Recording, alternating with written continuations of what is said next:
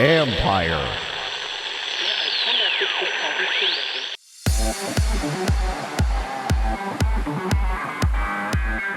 You can invest in the future of hard-to-find talent. The process goes like this. We find the players, we sign a contract with the players, then we introduce the players to European clubs, and then the European clubs have to talk to the clubs abroad to agree on a contract. Once this happens, we list the player in the app, and then fans can invest in the player. That's Adrian Docea, CEO of Nordensa, which is helping major soccer entities find new talent and letting fans invest in their future. This is the Future Sport Podcast. I'm Bram Weinstein.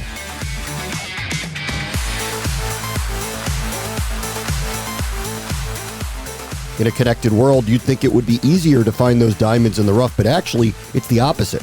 So Adrian and his team decided to try not only to fill the gap of locating new talent for soccer clubs, but also giving fans a way to connect with those players and their favorite teams.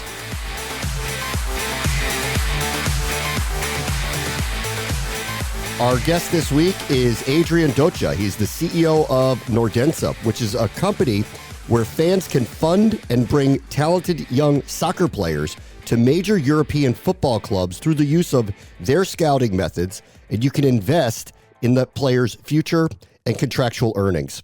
Adrian, thank you so much for joining us. Thanks for having me, Bram. Okay, that's a lot. All right, let's start with, why did you want to do this? Well, yeah, that's a long story. I try to be brief. When I was in high school and college, I wasted about 7 years of my life playing football management games. And I had no idea that would have any value for my life or for my career in the future. And it didn't, because since then I started doing completely different things, brand strategy, and that was my career in advertising, the advertising industry. But recently I realized that I need to go back to my first love. So I'm back to football now. Did you have problems getting noticed by scouts or teams? Is that kind of the genesis of the idea of this? No. I never played football professionally. So I'm just a kid who loves soccer, like pretty much every other kid in Europe. Okay. All right. Let's start with the idea of, where do you find the players and who is finding them? So kind of take me through that process. Sure. So what we're doing is mostly data scouting. The football industry in Europe is surprisingly conservative. So most of the scouting is being done traditionally. There's some dude going and watching a lot of games, basically. That's how scouting is being done right now. But a few clubs are doing mostly data scouting, and this whole revolution started with American businessmen who started buying European clubs and bringing the from other sports like baseball, for example, and using data to get closer to the truth. So that's exactly what we're doing right now. It's just that we're not a club, we're a software company, but we're basically using data scouting to discover these kids. I'm saying kids, but they're 18 plus. So basically what we're doing is we're using available data. We cover about 500,000 players around the world. And we built a team of scouts from some of the best clubs in Europe. And these guys are using the available data and using their own algorithms and using their experience to spot talent, mostly in Latin America and Africa, hopefully soon in Asia as well, and then in North America. But there's not enough data in North America. So, of course, there is data for the major leagues, but there's not so much data for the lower leagues right now. I mean, you would think that that's the opposite, that there would be a mountain of data for North American players and not for some of these areas that you're talking about, specifically some of the more underprivileged areas of the world. That's a surprise to hear you say that. Correct. Well, the only problem is that as long as the competition is on TV, there will be data on that competition. So, for example, college soccer is most of it is not on TV. So because it's not on TV, it's hard for tech companies that extract this data to have updated data on college kids, for example, who play soccer in the US. But of course, if you're playing in the MLS, there's no problem finding data, but it's no problem for the European clubs either. So there's no added value that we can bring. So that's what I wanted to ask you. What data are you collecting from these matches? It has to be on television because when we talk about data collection here, especially on big time athletes, we're talking often about wearables or tracking technology. But I assume that that's not what you're talking about here when you're trying to find these players. Yeah, you're right. We're not there yet. As you can see, Europe is still lagging behind the US in terms of how we track data. So the available data right now is based on video footage rather than wearables.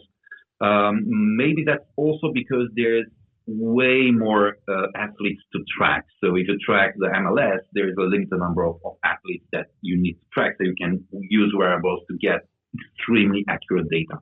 But if you're using, if you need to get data about 500,000 players, and some of them are in a second league in Bolivia, and the other one is in a first league in Ghana, it's really hard to, and it's probably not cost effective to implement all this technology. So what these companies do, they use video footage to extract data, and they basically track the players, and then they track number of passes, successful passes, tacklings, and so on and so forth. So video footage is still king in this industry. We're not extracting the data ourselves because there are countless platforms that do that for us. What we're doing is we use this core scouting team to find this talent, and then our app crowdfunds so that we can bring these players to Europe. Okay. Because what we realize is that a lot of clubs, it's more than 1,000 clubs, professional football clubs in Europe, but only about 20 of them have solid scouting teams, and they are using data scouting. And the other 980 clubs, most of them don't have that. So that's exactly what we're doing. We're connecting this super talent in all these countries with the other 980 clubs that cannot afford a scouting team, or they just don't realize that they should be having one. Okay, and then on the other side of that, though, they have to agree to work with you, and they have to agree that this player is worth their time to develop within their club. So can you take me through how that relationship works? Because it's one thing to say, we found this great player in this area, we think you'll be interested in him. They, at the same time, have to take your phone call and talk to you about it. Yeah, so the way the process goes like this: we find the players, we sign a contract with the players, then we introduce the players to European clubs, and then the European clubs have to talk to the clubs abroad to agree on a contract. Once this happens, we list the player in the app, and then fans can invest in the player, because we want fans to have absolute guarantee that when they start investing in a player, that player is first. He has been scouted by some of the best scouts in the world. Second, there's already a club interested in bringing him on. And third, there's already a contract in place. So then when they start crowdfunding, everything is in place. Okay. And then obviously, like, you're trying to appeal to investors who understand sports. You're finding players that most people don't know. So can you take me through this process of, this isn't like in America where we all watch college football and someone could say, I think this person's going to earn more in a career, but there's a lot of available data and you may know the team he played for. You're going to be putting players in front of investors that they probably know very little about. So could you kind of take me through that process? That's correct. It's a bit different because in soccer, there is a rule created by FIFA a few years ago. It's called third-party ownership. Basically, they prevent any other party other than the two clubs, buying club and selling club, to own or co-own a player. So then, because that law exists, it's illegal for us or for any other investor to own a share in a player when it comes to transfer, getting a share of the transfer. In soccer, unlike other sports, the transfer values tend to be enormous. I mean, they sometimes pay 100 million, 200 million for a player. So we cannot have a share of that because it's illegal. But what we can do, and that's the innovative side of the project, is that what we can do is we offer a percentage of the future earnings of the player, which is completely okay from the legal point of view. The investors, therefore, that we're targeting are not the institutional investors. They're not the big guys. They are the football fans who just want to get more involved in the game. And they've been wanting this for a long time. And any type of actual involvement in the football industry was forbidden to football fans. As a football fan, you can watch football, you can discuss football, you can bet on football, you can buy all kinds of stuff like NFTs and football cards and all kinds of things, but you cannot own anything in football. And Nordensa makes this possible because finally you own a real asset protected by European law. So you own a percentage of the future revenue of the player, and that's new. And because football is so big, I mean, there's about 4 billion people. It's the biggest thing on earth. It's not just biggest sport. It's just the biggest anything. It has 4 billion fans around the world. And these 4 billion fans have zero decision-making power in football. And then there's about 20 or 30 or 40 billionaires who get to decide everything. So what we're doing is we're democratizing football by allowing these billions of people to get an actual share in a football asset. This episode is brought to you by Chalk and Dog, which brings together the vast experience and expertise of two of the brightest agencies in media, sports, wagering, and gaming. With deep roots in the UK and the US, the agency offers expert guidance in everything from market entry to market expansion for startups as well as established global brands powered by best-in-class communication and creative experts. Chalk and Dog has vast international experience and delivers results-oriented, tailor-made solutions for B2B and B2C organizations. Still, though, and you understand, the billionaire at the end of the day has to agree to allow this player to play for his club, no matter what. Right. So even if I was to invest in a player that you've scouted and tell me could be really great and just needs an opportunity for a big-time European club, that club still has to say yes to that person in the end. Definitely.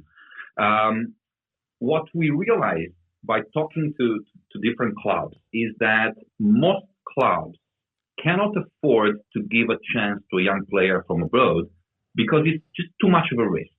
So they would rather get talented players from their areas rather than bringing some talented kid from Brazil, only to find out 1 year later that he doesn't fit in or he's not what they expected and so on. So because this is too much trouble for most European clubs, that's exactly where we come in. And what we realized is that most European clubs would be happy to work with us because, first of all, they get super scouting for free. And most of them cannot, they don't have this level of scouting skills in their own club. Second, we pay for the player's salary for a year, which is crazy for a club president. So most probably if they see that player being useful for the club, they will say yes. So you take the financial risk out of the club for a year and say, exactly. Trust us, we found somebody we think might fit in for you, and you're going to have a year to work with him, and it's going to cost you nothing except for your time and resources to do it. Exactly. And we minimize the risk for everyone. And even for fans, the minimum investment is $30. So even if you invested in a kid and you gave him a chance to be noticed and play in Europe and be seen, okay, if he doesn't stay in Europe and he has to go back as his former club, you lost $30. That's true. That could happen. But you gave someone a chance. Right. If he stays in Europe, you're getting all the money back. And then for the next 5 years, you're getting 3% of his gross salary. And that could be big if the player really grows into if the player, but you understand, and I'm sure you tell your investors this is risky, right? Like most players don't make it on that level. It's big time sports, and you're going to have to make it. Correct. Right. Got it. Correct. Okay. Yeah, the risk is intrinsic to the sport, and we want to be very transparent with our backers, with the fans.